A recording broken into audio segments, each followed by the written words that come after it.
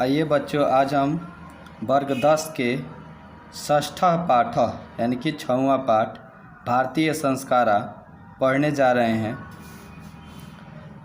भूमिका है इसका, भारतीय संस्कृते अन्यतमं वैशिष्ट्यं विद्यते यत् जीवने इह समय समय संस्कारा अनुष्ठिता भवन्ति। कह रहा है कि भारतीय संस्कृति में अन्यतम का मतलब होता है एकतमम, श्रेष्ठ। भारतीय संस्कृति में सबसे श्रेष्ठ विशेषता विद्यमान है कि जीवन में यहाँ पर समय समय पर संस्कारों का अनुष्ठान होता है। देखिए, भारतीय संस्कृति में सबसे बड़ी विशेषता यह है कि यहाँ जीवन में समय समय पर संस्कारों का अनुष्ठान होता है। अद्य संस्कार शब्द सीमितो वाङ्मय रूप प्रयुज्यते। करे आजकल संस्कार शब्द सीमित भाषा के रूप में प्रयोग किया जाता है, किंतु संस्कृते उपकरणम इदम भारतस्य व्यक्तित्वम रचयति। किंतु संस्कृति का उपकरण यह भारत के व्यक्तित्व का रचना करता है। मतलब संस्कार जो है व्यक्तित्व का रचना करता है। विदेशे निवसन्तो भारतीया संस्कारान प्रति उन्मुखा जिज्ञासा वच। करे कि विदेशे निवसन्तो, विदेश में निवास करने वाले भारतीय भी संस्कार के प्रति उन्मुख और जिज्ञासु रहते हैं। यानी वो लोग भी, जो लोग निवास कर रहे हैं विदेश में, वे भी भारतीय संस्कार के प्रति क्या रहते हैं? जिज्ञासु रहते हैं, उत्सुक रहते हैं। पाठे अस्मिन् तेषां संस्काराणां संक्षिप्तः परिचयो महत्वं च निरूपितम्। करे इस पाठ में उसी संस्कारों का संक्षिप्त परिचय, मतलब छोटा सा परिचय और महत्व निरूपित किया गया है। इस पाठ में उसी संस्कार को निरूपण किया गया है, बताया गया है। करे भारतीय जीवने प्राचीन कालतः संस्कारा महत्वम अधारयन्। भारतीय जीवन में प्राचीन काल से ही संस्कार का महत्व रहा है। प्राचीन संस्कृते अभिज्ञानम संस्कारेभ्यो जायते। प्राचीन संस्कृति की पहचान संस्कार से जाना जाता है। अत्र ऋषीणाम कल्पनासीत् यत् जीवनस्य सर्वेषु मुख्य अवसरेषु वेद मंत्राणाम पाठ। करे अत्र मने यहाँ, ऋषीणाम कल्पनासीत्, यहाँ ऋषियों की कल्पना थी कि जीवनस्य सर्वेषु मुख्य अवसरेषु, जीवन के सभी मुख्य अवसरों पर वेद मंत्राणाम पाठ, वेद मंत्रों का पाठ, वरिष्ठानाम आशीर्वाद, बड़ों का आशीर्वाद, होम, होम का मतलब होता है धान के लावे से किया जाने वाला हवन, परिवार सदस्यानाम सम्मेलनम च भवेत्, और परिवार के सदस्यों का सम्मेलन होना चाहिए।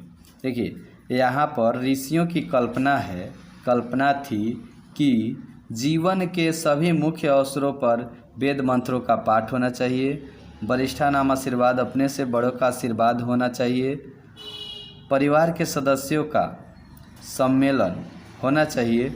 ये ऋषियों की कल्पना थी। तत्सर्व संस्काराणाम अनुष्ठाने संभवति। करे ये सभी, वह सब संस्कारों के अनुष्ठान से ही संभव होता है। एवं संस्कारा महत्वम धारयन्ति। इस प्रकार संस्कार महत्व को धारण करता है। किंच संस्कारस्य मौलिकः अर्थः परिमार्जन रूप गुणाधान रूप न विस्मर्यते। किंतु संस्कार का मौलिक अर्थ यानी मूल अर्थ सुधार करने के रूप में, गुणों को ग्रहण करने के रूप में भुलाया नहीं जा सकता है। न विस्मर्यते का अर्थ होता है कि भुलाया नहीं जा सकता है। अतः संस्कारा मानवस्य क्रमशः परिमार्जने दोषापनयने गुणाधाने च योगदानम कुर्वन्ति। इस प्रकार संस्कार मानव के सुधार के रूप में, दोषों को दूर करने के रूप में और गुणों को ग्रहण करने के रूप में योगदान करते हैं। संस्कारा प्रायेण पंचविधा सन्ति। संस्कार प्रायः 5 प्रकार के होते हैं। अगर पूछेगा संस्कार कितने प्रकार के होते हैं, तो 5 प्रकार के होते हैं। जन्म पूर्वास्त्रय, जन्म के पहले 3, त्रय का अर्थ होता है 3। संस्कार 5 प्रकार के होते हैं, जिसमें से पहला होता है जन्म के पहले का संस्कार, वो 3 गो होते हैं। शैशवा षट, यानी कि शिशु संस्कार 6 होते हैं। ये खट लिखा है, सट का मतलब होता है 6। शिशु संस्कार 6 होते हैं। शैक्षणिका 5, शिक्षा संस्कार 5 होते हैं। गृहस्थ संस्कार विवाह रूपः 1, गृहस्थ संस्कार विवाह के रूप में 1 होता है। मरणोत्तर संस्कार च 1, कह रहा है कि मरने के बाद का संस्कार 1 होता है। यानी कि कुल मिला के कह रहे एवं 16 संस्कारा भवन्ति, इस प्रकार कुल मिला के 16 संस्कार होते हैं। जन्म के पहले 3 शिशु संस्कार 6, शिक्षा संस्कार 5, गृहस्थ संस्कार के रूप में विवाह संस्कार होता है 1, और मरने के बाद अंत्येष्टि संस्कार होता है 1। इस प्रकार कुल मिलाकर के 16 संस्कार होते हैं। जन्म पूर्व संस्कारेषु गर्भाधानम पुंसवनम सीमंतोनयनम च इति त्रयो भवन्ति, यानी कि जन्म के पूर्व के संस्कारों में गर्भाधान, पुंसवनम, सीमंतोनयनम ये 3 होते हैं। ये 3 जन्म के पूर्व के संस्कार होते हैं। अत्र गर्भरक्षा गर्भस्थस्य संस्कारारोपणम गर्भवत्याः च प्रसन्नता च इति प्रयोजनम कल्पितम अस्ति। अत्र मतलब यहाँ, मतलब जन्म के पूर्व के संस्कारों में, इसको यहाँ बोला गया है। यहाँ गर्भरक्षा, जन्म के पूर्व के संस्कारों में गर्भरक्षा, गर्भस्थस्य संस्कारानुपरम, जो गर्भ में बच्चे रहते हैं उसमें संस्कार के आरोपण के लिए, गर्भवत्या च प्रसन्नता, और गर्भवत्या की प्रसन्नता के लिए च इति प्रयोजनम, करे ये प्रयोजन कल्पना किए गए हैं। जन्म के पूर्व के संस्कार को प्रयोजन किस लिए किया गया है, तो गर्भ रक्षा के लिए, गर्भस्थस्य संस्कारारोपणम बच्चे के संस्कार के आरोपण के लिए, और गर्भवत्या के प्रसन्नता के लिए प्रकल्पित है। 600 संस्कारेषु जातकर्म नामकरणम निष्क्रमणम अन्नप्राशनम चूड़ाकर्म कर्णवेध च इति क्रमशः भवन्ति। 600 संस्कार में, यानी कि शिशु संस्कार में जातकर्म, नामकरण, निष्क्रमण, अन्नप्राशनम, चूड़ाकर्म और कर्णवेध ये होते हैं। यानी कि 6 गो शिशु संस्कार होते हैं, उसका नाम याद कर लेना है। जातकर्म, नामकरण, निष्क्रमण, अन्नप्राशनम, चूड़ाकर्म, कर्णवेध। शिक्षा संस्कारेषु अक्षरारंभ, उपनयनम, वेदारंभ, केशांत, समावर्तन च इति संस्कारा प्रकल्पिता। देखिए ये क्वेश्चन बोर्ड में पूछे भी जाते हैं कि शिक्षा संस्कार कितने होते हैं, तो इसका उत्तर होगा 5, और पूछेगा कौन कौन से होते हैं, तो इसका उत्तर होगा अक्षरारंभ, उपनयन, वेदारंभ, केशांत, समावर्तन। ये 5 गो है शिक्षा संस्कार के नाम है। अक्षर आरंभे अक्षर लेखनम अंक लेखनम च शिशु प्रारभते, अक्षर आरंभ में अक्षर लिखना और अंक को लिखना शिशु प्रारंभ करते हैं। उपनयन संस्कारस्य अर्थः, तो ये उपनयन संस्कार का अर्थ है गुरुणा शिष्यस्य स्वगृहे नयनम भवति। तो ये उपनयन संस्कार का अर्थ होता है कि गुरु के द्वारा शिष्य का अपने घर पे ले जाना, यही कहलाता है उपनयन संस्कार। उपनयन संस्कार में क्या करते हैं, गुरुजी शिष्य को अपने घर पे ले जाते हैं। इस संस्कार को किस नाम से जानते हैं, उपनयन। उपनयन का अर्थ होता है गुरु के समीप बच्चे को ले जाना, शिष्य को ले जाना, यही संस्कार का नाम उपनयन संस्कार होता है। तत्र शिष्य शिक्षा नियमान पालयन अध्ययनम करोति, वहाँ शिष्य शिक्षा के नियमों का पालन करते हुए अध्ययन करता है। ते नियमा ब्रह्मचर्य व्रते समाविष्टा, उन नियमों में ब्रह्मचर्य व्रत का नियम समाविष्ट है। प्राचीन काले शिष्य ब्रह्मचारी इति कथ्यते अस्म, प्राचीन काल में शिष्य को ब्रह्मचारी कहा जाता था। गुरु गृहे एव शिष्य वेदारंभम करोति अस्म, कि गुरु के घर पे ही शिष्य वेदारंभ करते थे। वेद का आरंभ शिष्य गुरु के घर पे, गुरु के आश्रम पे करते थे। वेदा नाम महत्वम प्राचीन शिक्षायाम उत्कृष्टम मन्यते अस्म, कि वेदों का महत्व प्राचीन शिक्षा में उत्कृष्ट माना जाता था, बहुत बढ़िया माना जाता था। केशांत संस्कारे गुरु गृहे एव शिष्यस्य प्रथमम क्षौर कर्म भवति अस्म, केशांत संस्कार में गुरु के घर पे ही शिष्य का प्रथमम क्षौर कर्म यानी कि पहला केस काटने वाला कार्य होता था। सबसे पहले शिष्य का केस काटने का कार्य कहाँ होता था? तो गुरु के आश्रम पे, गुरु के घर पे। करे अत्र गोदानम मुख्य कर्म, यहाँ गोदान मुख्य कर्म था। जब बच्चे का क्षौर कर्म होता था, केस काटने वाला कार्य, तो वहाँ पे गाय को दान देने की प्रयोजन थी। करे अतः साहित्य ग्रंथेषु अस्य नामांतरम गोदान संस्कारो अपि लभ्यते।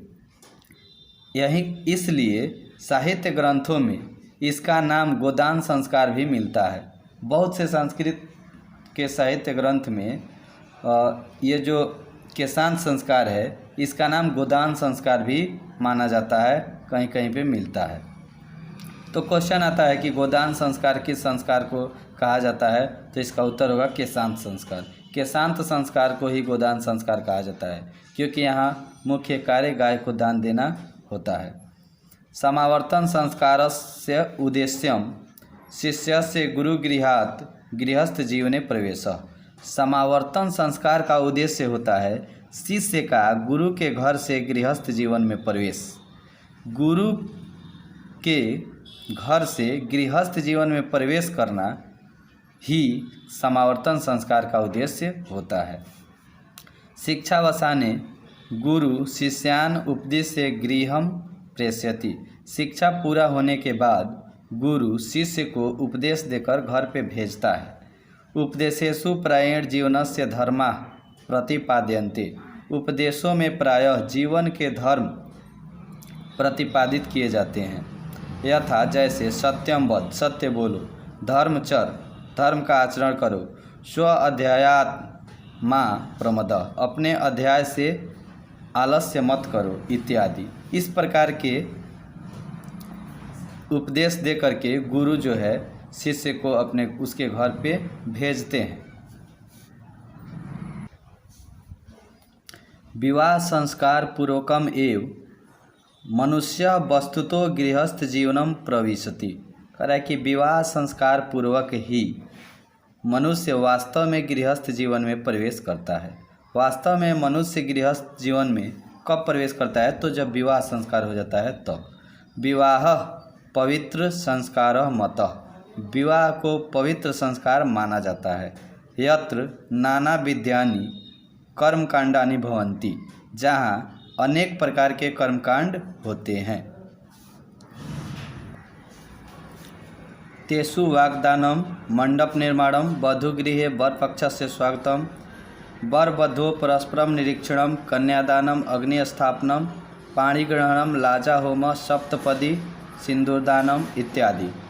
कह रहे हैं कि विवाह संस्कार में होने वाले कर्मकांड के बारे में बता रहा है कि तेसु, उनमें से, मतलब विवाह संस्कार में होने वाले कर्मकांडों में से वाकदान होता है, मंडप निर्माण होता है, वधू गृह वर पक्षस्य स्वागतम यानी कि वधू के घर पे वर पक्ष का स्वागत, वर वधू परस्परम निरीक्षण, वर और वधू का परस्पर निरीक्षण, कन्यादान होता है, अग्नि स्थापनम, अग्नि का स्थापना होता है, पाणिग्रहणम, लाजा होमा, धान के लावे से किया जाने वाला हवन, उसको लाजा होमा कहते हैं, ये होता है। सप्तपदी, 7 फेरा जिसको बोलते हैं, सिंदूरदानम, सिंदूरदान होता है इत्यादि। ये सभी विवाह संस्कार में होने वाले प्रमुख कार्य हैं। सर्वत्र समान रूपेण विवाह संस्कारस्य प्रायेण आयोजनम भवति। सभी जगह समान रूप से विवाह संस्कार का प्रायः आयोजन होता है। सभी जगह समान रूप से ही विवाह संस्कार का आयोजन होता है। तदनंतरम गर्भाधानाद्य संस्कारा पुनरावर्तन्ते जीवन चक्रम च भ्रमति। करे तदनंतरम, उसके बाद गर्भाधान आदि संस्कार पुनरावर्तन्ते, पुनः उसी को आवर्त यानी कि वही फिर से घूमता है, जीवन चक्र इस प्रकार से घूमता है, फिर से वही बात दोहराता है। करे फिर से गर्भाधान होता है और ये जीवन चक्र चलता रहता है। मरात अनंतरम, मरने के बाद अंत्येष्टि संस्कार अनुष्ठीयते, मरने के बाद अंतिम संस्कार का अनुष्ठान किया जाता है। एवं भारतीय जीवन दर्शनस्य महत्वपूर्ण उपादानम संस्कारः इति। इस प्रकार भारतीय जीवन दर्शन के महत्वपूर्ण उपादान संस्कार है। बस इतना ही। जय हिंद।